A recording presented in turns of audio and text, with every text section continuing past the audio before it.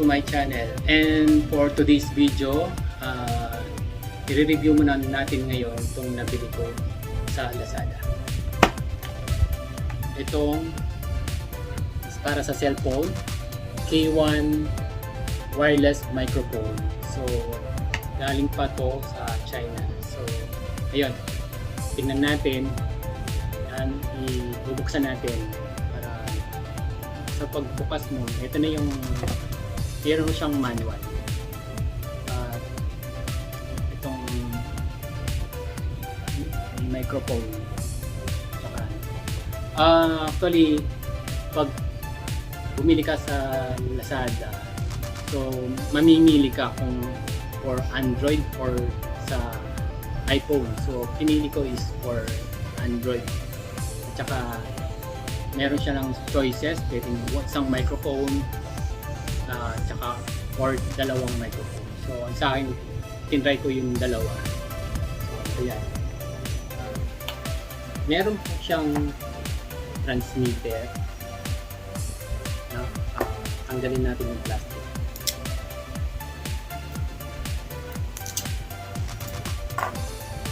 Itong microphone, tanggalin din natin.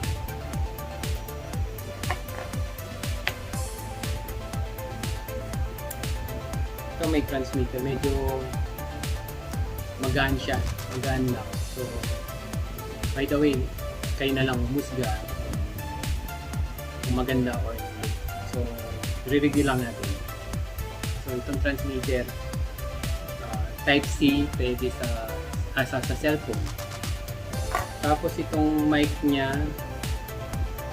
magaan din. At napansin ko hindi rin umiikot yung pang-itik niya. May indicator siya, switch, on and off.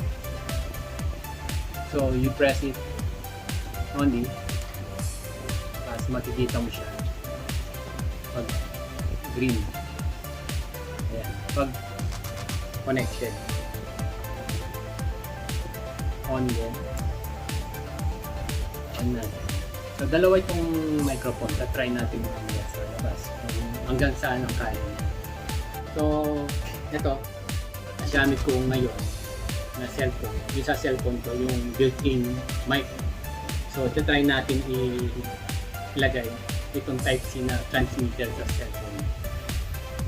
Okay, let's go. So, yun. Yan.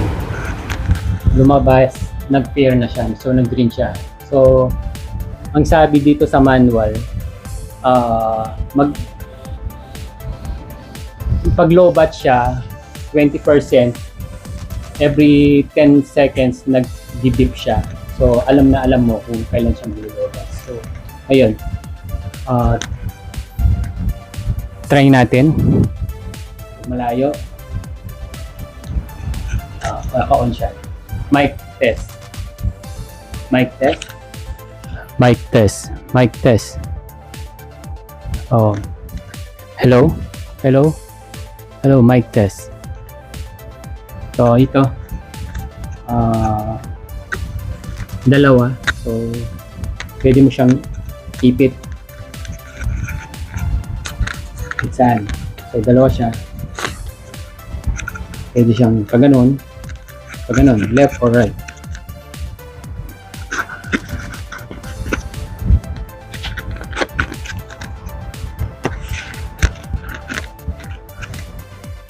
Mic test, test mic.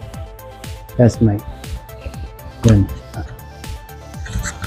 Yung isa, pwede natin sa isang samahan mo or yung interview mo so that dalawa sila or dalawa kayong nakakita.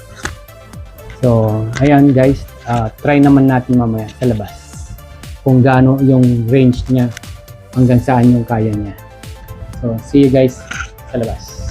Okay guys, nandito tayo sa labas. Try naman natin yung range niya at saka kung yung noise cancellation niya maganda.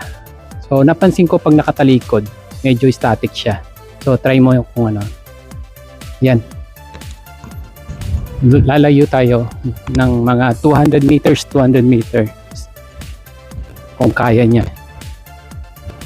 So, napansin ko pag nakatalikod, static kasi parang hindi kaya ng transmitter.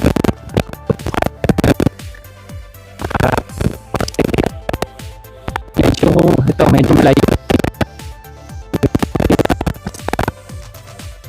100 meters na siguro to. Ayan. Test mic. Mic test. Mic test. Mic.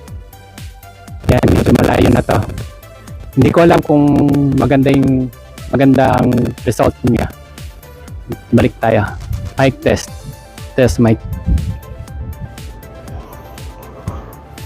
Pag gumagalaw, parang static yung nare-receive niya. Pero nakaharap, medyo okay naman.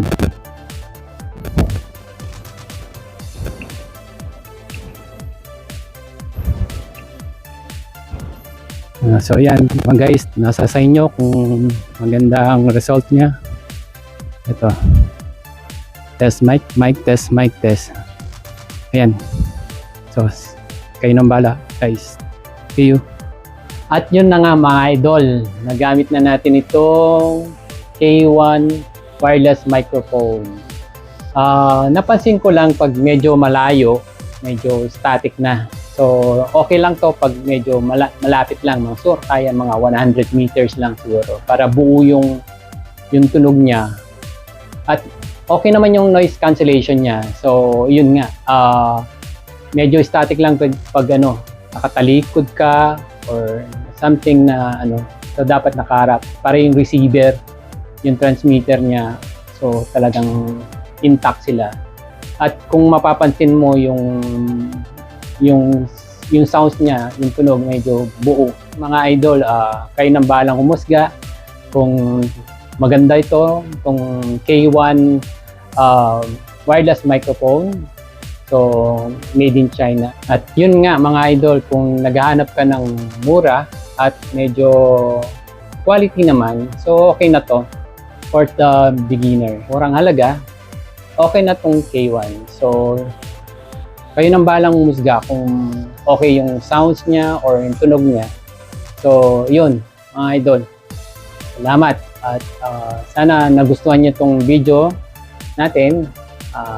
Don't forget to subscribe, like, and share.